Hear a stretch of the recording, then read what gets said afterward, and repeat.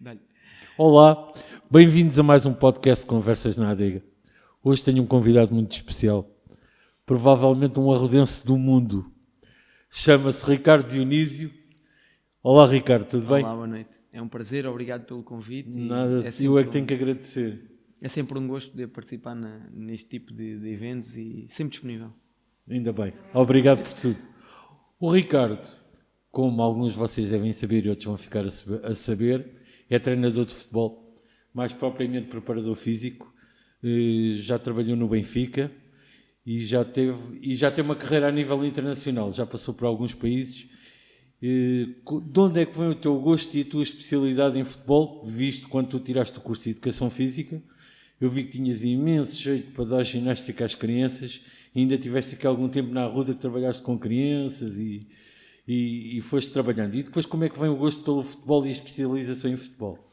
Bom, na prática, eu quando terminei o 12º ano, tinha alguns colegas que foram fazer a Rio Maior a prova, no fundo, os exames práticos para poderem ingressar no curso de Educação Física, e eu na altura acompanhei-os e fiquei apaixonado pela universidade em Rio Maior. Ou seja, também não tinha uma média bastante elevada para o tipo de curso, tinha alguma capacidade para a educação física, para a ginástica, para os desportos, e só podia ser por aí. Não me via a fazer outra coisa que não estar ligado ao desporto. Lógico que quando conheci a Universidade de Rio Maior, deparei-me com uma opção dentro dos vários cursos que existiam, logo com especialização em futebol.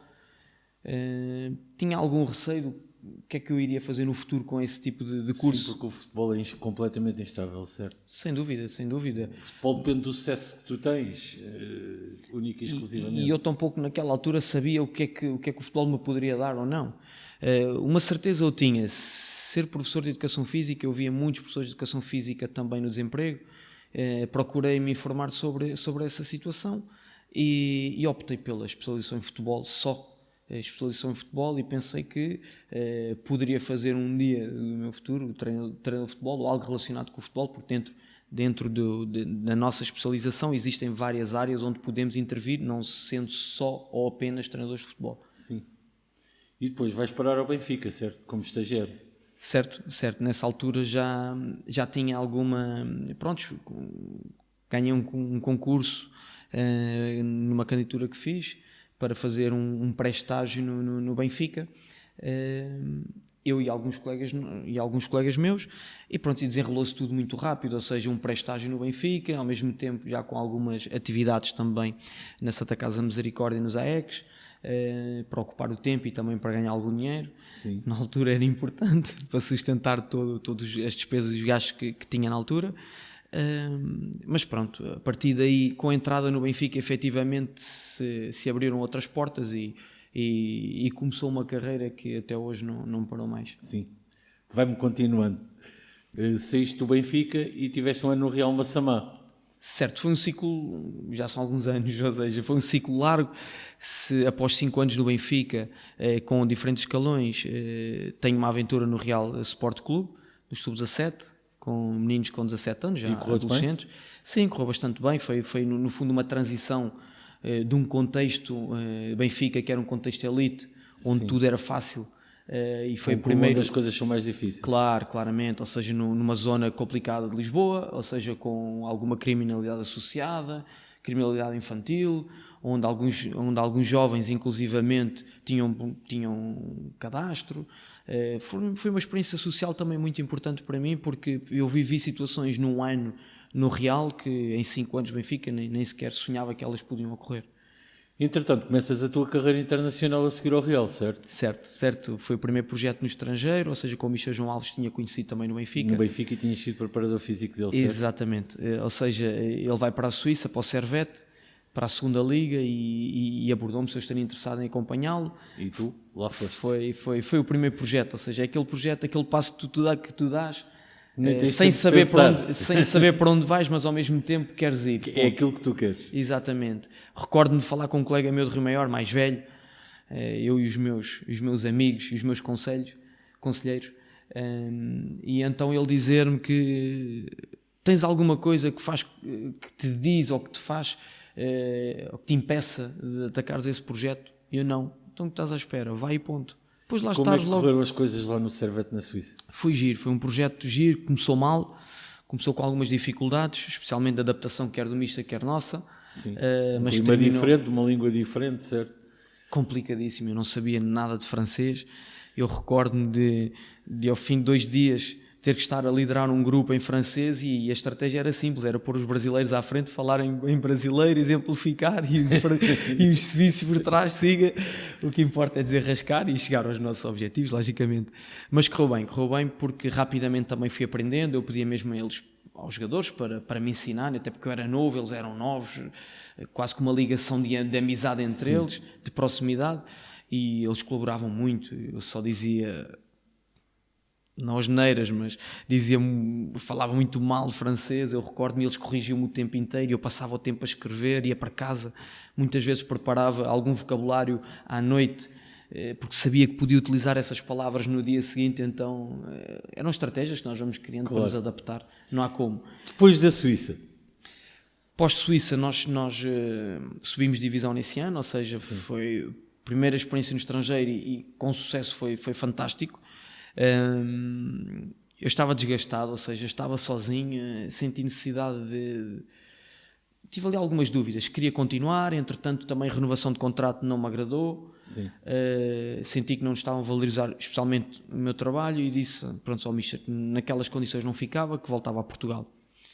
Até porque inclusivamente eu, antes de sair para a Suíça eu já estava na faculdade como professor e tinha a vaga aberta para voltar. Os meus colegas inclusivamente questionavam-me se eu não queria voltar e eu optei por voltar a Portugal, ou seja, para estar no estrangeiro tinha que compensar a vários níveis e eu entendi que do ponto de vista financeiro não me valorizavam e não quis. Voltei para Portugal, tive um ano onde assumi o cargo de coordenador no clube desportivo, no CRDA, Clube Recreativo Desportivo Arrodense, que me deu um prazer enorme. Foi um ano parado, foi o único ano onde não treinei. Mas fizeste um projeto todo para o futebol, não é? Exato, fiquei como que acho que foi a primeira vez que se fez em Arruda um projeto com cabeça, tronco e amiga. Sim, quando eu cheguei já havia algum trabalho feito. Sim, mas não havia um projeto como acho que tu deixaste feito, certo? Não vamos por aí, ou seja, o Romão, o anterior coordenador já tinha feito algum trabalho, ou seja, verdade seja dita, mas logicamente aqui um ano em Arruda? eu tinha um conhecimento do foi contexto. Foi o ano inteiro que estiveste aqui? Exato, foi um ano inteiro. O que nós fizemos foi revitalizar as academias, as escolinhas de futebol, porque isso acaba por ser uma fonte de rendimento financeiro para o próprio clube, para que o clube não dependa tanto das verbas que vêm da autarquia, dos sponsors, e no fundo, por mais que nós queiramos ou não, todo este tipo de atividades, quem tem que sustentar é quem no fundo quem pratica, no fundo os pais das crianças, não há como, cada vez mais. Hoje em dia antigamente na minha altura até iam buscar jogadores a casa, sim. As despesas eram menores. Mas iam buscar jogadores a casa porque às vezes nem haviam 11 para jogar e eles, parece que ainda tínhamos que fazer, quem andava no futebol, fazer um favor em representar o Arrodense.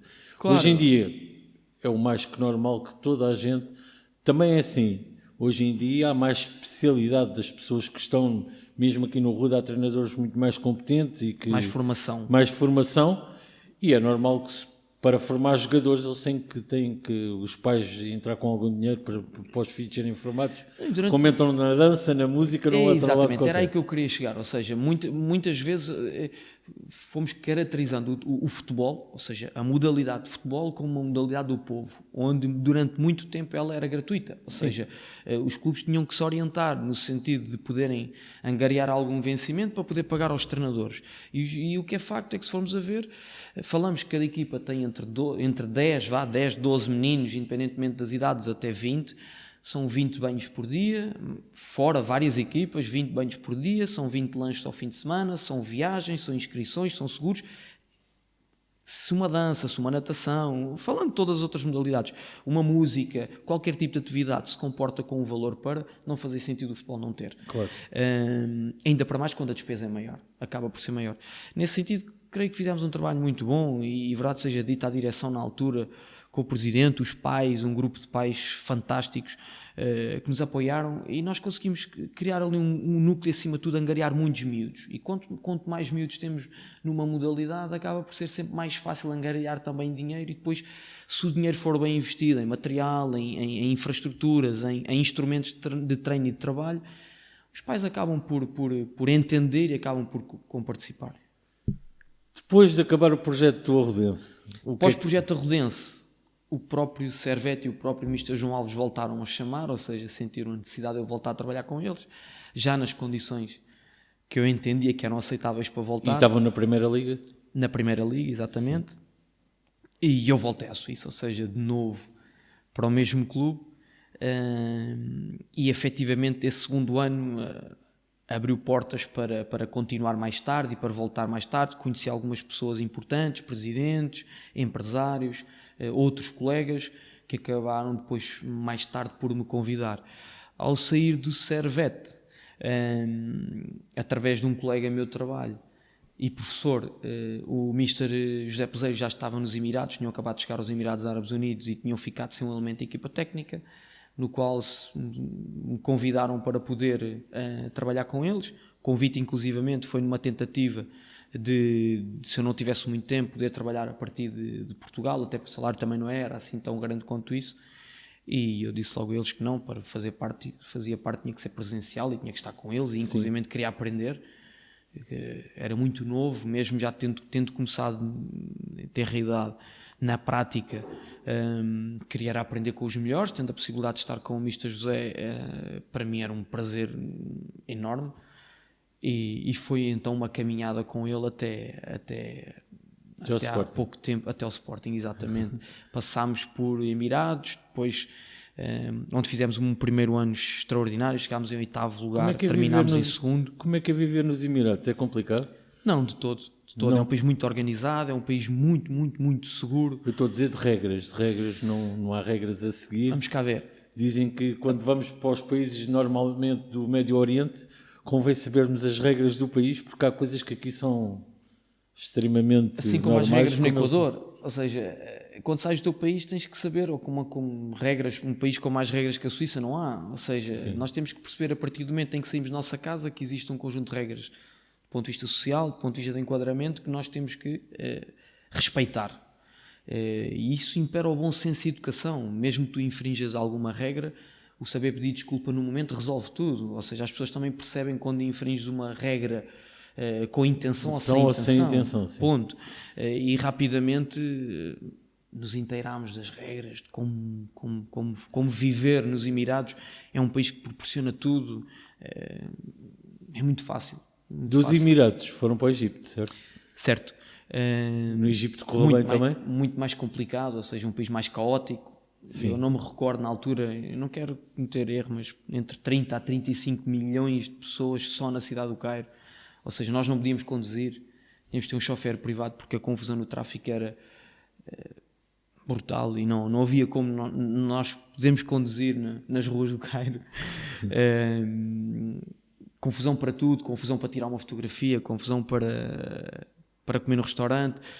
Não foi fácil, ou seja... Mais complicado que os Emirados. Sair dos Emirados e ir viver para o Cairo foi uma tarefa bastante duríssima. Eu recordo-me de, ao fim de 3 meses, surgiu a proposta para virmos para o Porto, em janeiro. Mas se não surgisse essa proposta, eu não sei se aguentaria lá mais tempo.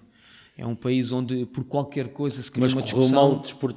Correu bem desportivamente? Não, tanto que nós saímos, estávamos em primeiro e depois o clube foi campeão. Ou seja, é um título, 1/3 do título que nos é atribuído, porque efetivamente fizemos 1/3 do campeonato, mas que não o terminámos. Ou seja, era impossível. Era um contexto, saindo dos Emirados, indo para o Egito. Se fosse ao contrário, acredito que a passagem era mais fácil. Agora, desta maneira, foi bastante complicado e não foi fácil. E depois vêm para Portugal e vais para o Futebol Clube do Porto, certo? Certo. Foi... Que também não correu muito bem. Vamos cá ver. Podemos olhar isto de 2 lados. Ir a uma final e perder, nunca podemos dizer que correu bem, certo? Mas chegar ao Porto e encontrar o Porto como estava, conseguir... Devem ter apanhado o pior Porto há muitos e muitos anos, certo? Pior plantel do Porto. Eu nem vou pelo plantel, porque isso é sempre subjetivo. Há treinadores que conseguem agarrar em jogadores que, teoricamente, ou aos olhos da maioria, não são tão bons, mas conseguem fazer deles grandes jogadores. Eu vou olhar para o lado estrutural, ou seja, com o fim de ciclo do Antero Henrique, que durante muitos anos foi claramente o braço direito do presidente Pinto Costa. Em relação ao futebol mesmo, não é? Claramente. Era o fim de uma era, e como qualquer fim de uma era... Tem que se começar um trabalho. Ou seja, há lideranças que estão frágeis. Exatamente. E nós chegámos claramente numa liderança frágil, onde, logicamente, se ganhássemos a final da Taça contra o Braga, que a perdemos em penaltis, se a ganhássemos, provavelmente tínhamos continuado, provavelmente. Mas a liderança estava fragilizada e não creio, e até corro o risco de dizer, mesmo ganhando, eu creio que não tínhamos continuado. Mas foi uma experiência muito importante, na minha carreira, porque privei muitas conversas com o presidente Pinto Costa, com o próprio Antero. Acabaste por conhecer pessoas que não pensavas que um dia ias falar com elas. Sem dúvida, privei muitas horas. Eu recordo-me de ter algumas conversas com o presidente Pinto Costa aos domingos de manhã, normalmente, porque eu ficava com o grupo do treino dos não convocados, o grupo que normalmente não vai para jogo. Na própria manhã de jogo treinávamos no Olival, e depois a carrinha que nos trazia para o hotel, o presidente ia lá sempre ter, e então vinha normalmente eu, o treinador do guarda-redes, Daniel, que está agora no Qatar, e o presidente, vinhamos os três na carrinha com o motorista, e eram conversas muito interessantes, que o presidente era muito bem disposto e muito divertido, e não tinha problema de falar histórias encantadoras, que por mais que se goste das pessoas ou não deixam de ser verdadeiros contos, e passar os momentos como nós passámos, jamais vou esquecer, ou seja, nunca poderei dar como uma experiência negativa aquilo que vivi no Futebol Clube do Porto. E depois acabou o Porto e veio o Braga a seguir. Certo. É uma equipa que também já consideramos dentro das grandes equipas. Certo. Já é uma equipa também estruturada quase tão bem como o Benfica, o Sporting ou o Porto, certo? Sem dúvida, foi um projeto giro, porque o Braga, do ponto de vista estrutural, está claramente ao nível dos grandes. As pessoas não têm conhecimento por dentro, mas o Braga neste momento não fica atrás de nenhum clube grande em Portugal.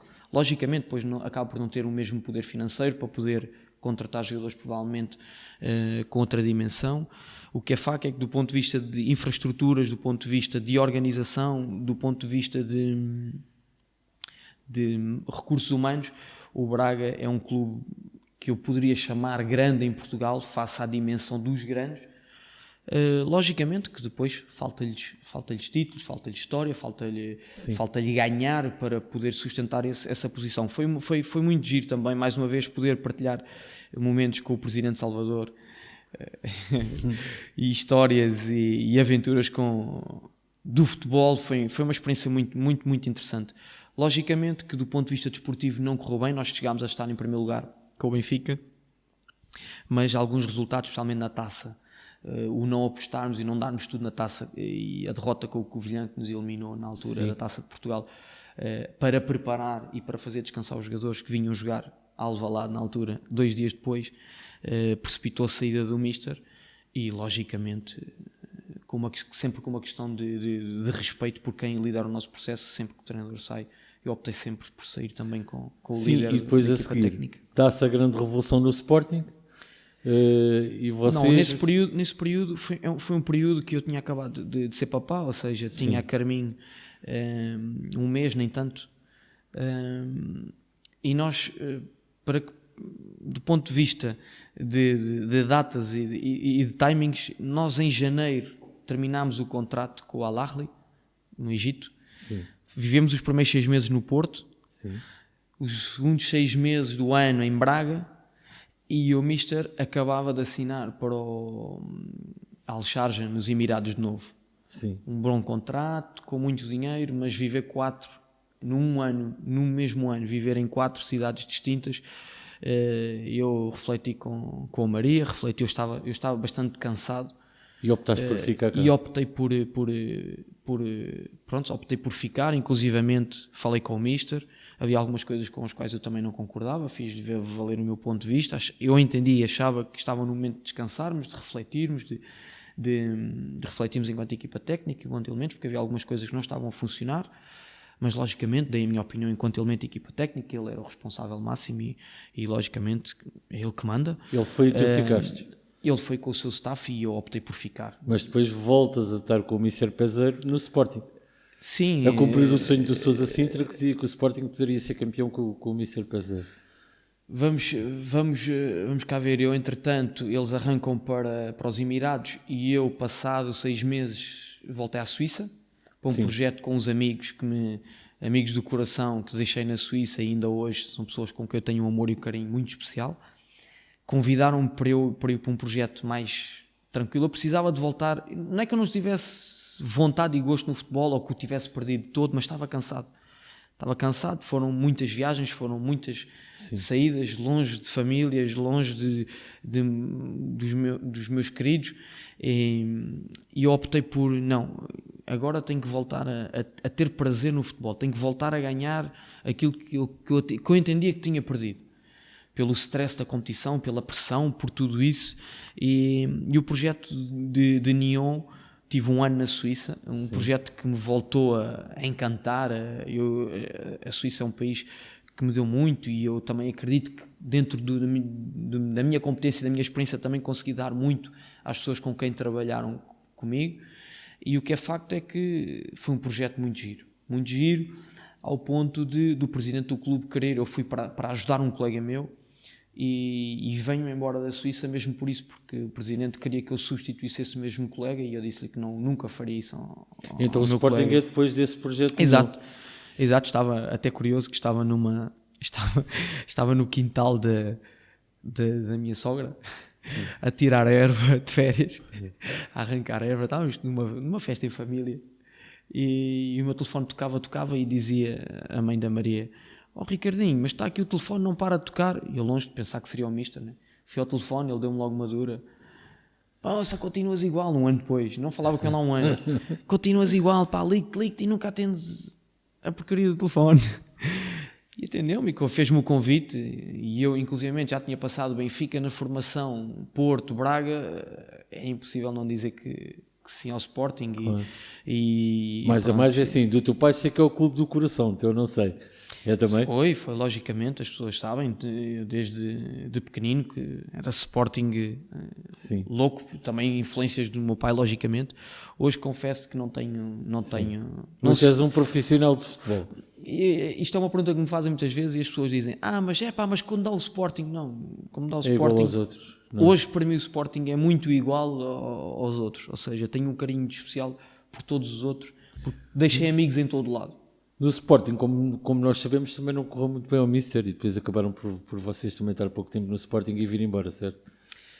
Certo, eu tenho às vezes um discurso e as pessoas quando me ouvem falar disto, muitas vezes a primeira reflexão que fazem é: claro, estás a defendê-lo porque foi ele que te levou para lá.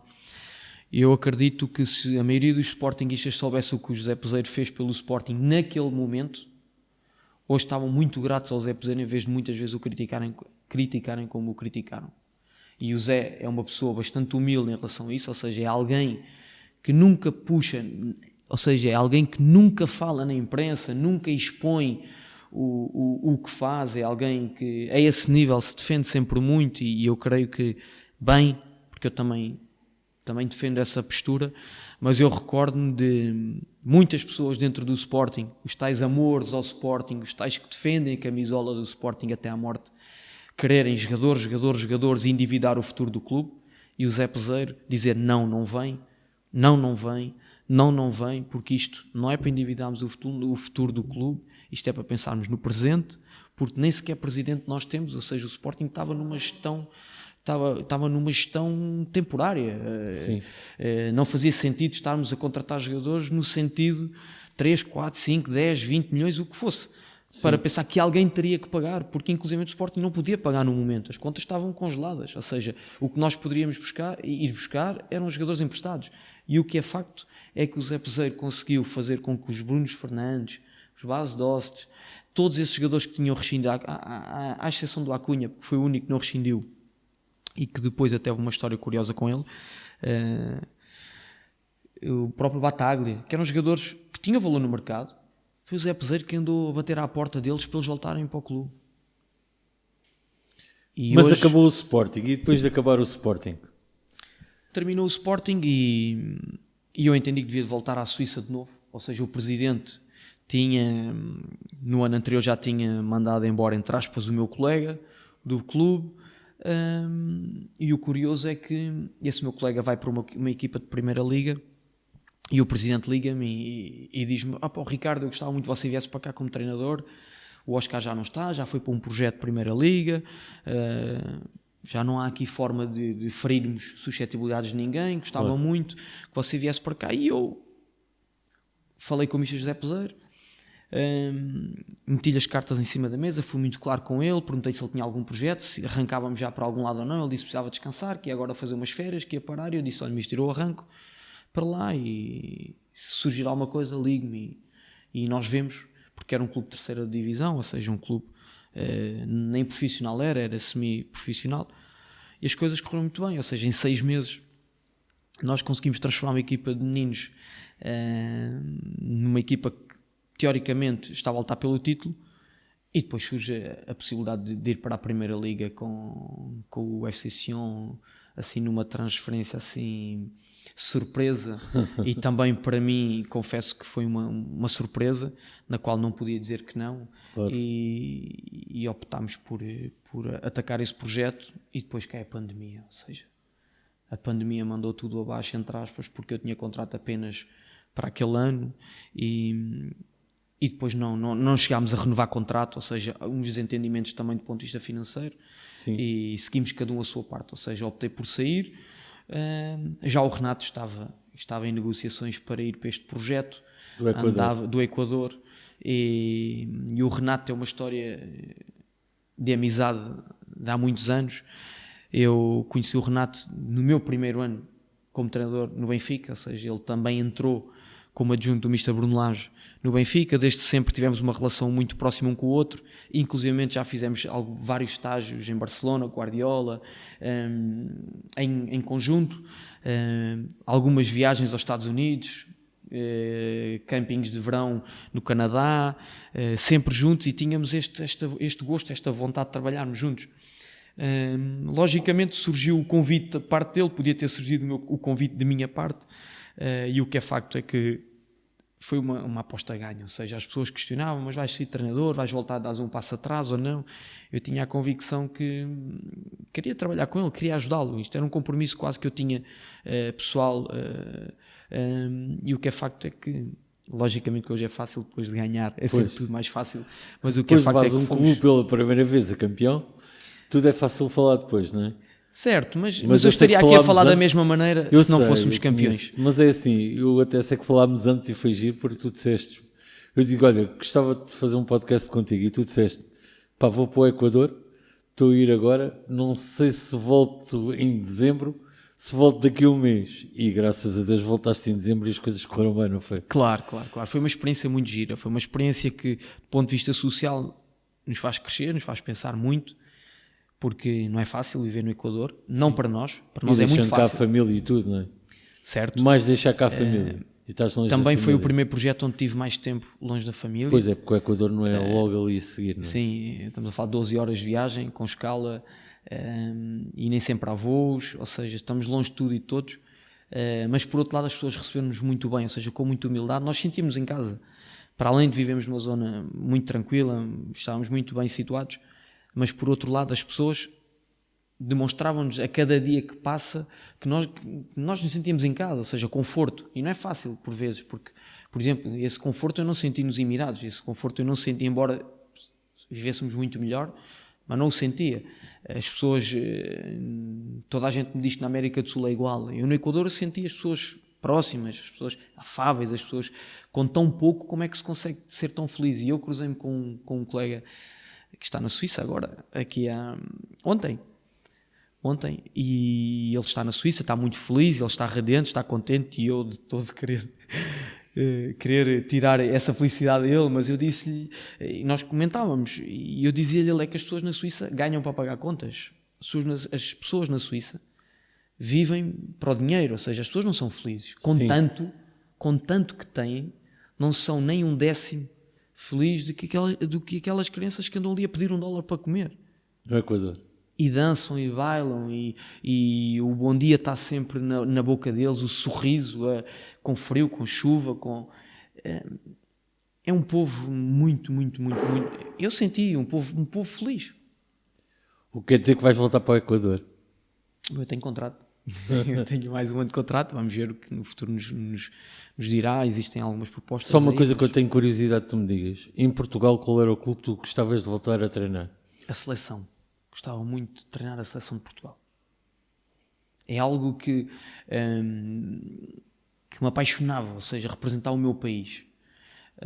Nós fomos campeões e pedimos ao nosso roupeiro, ao nosso utileiro, como eles dizem, no Equador, que nos fizesse uma bandeira de Portugal, ou seja, nós gostávamos muito de ter a bandeira de Portugal, mas não gostávamos de dissociar do Equador, ou seja, não gostávamos que as pessoas sentissem, deram-nos tanto, e a nossa bandeira estava assim bem grande, com as cores do nosso país bem vivas e com as cores do Equador, epá, e a bandeira ficou tão linda, e quando nós erguemos aquela bandeira, epá, é quase como que ouvir o nosso hino, ou seja, é representares um país, não, são as tuas cores, ou seja, é aquele momento onde tu dizes, não, eu sou de Portugal, ou seja, isso... Olha, Ricardo, muitas felicidades para ti. Muito obrigado por teres vindo aqui perder um bocadinho do teu tempo. Não é perder, muito sucesso. Sei que és gosto. sempre aquela pessoa modesta como foste. Sei que se eu te convidar para vir cá outra vez daqui a um ano que tu sejas campeão, tu voltas. Se Deus quiser. Fazemos essa promessa. Está feito. Sou campeão, vem cá outra vez. Muito obrigado pela tua participação. Obrigado e boa noite. Obrigado e boa noite.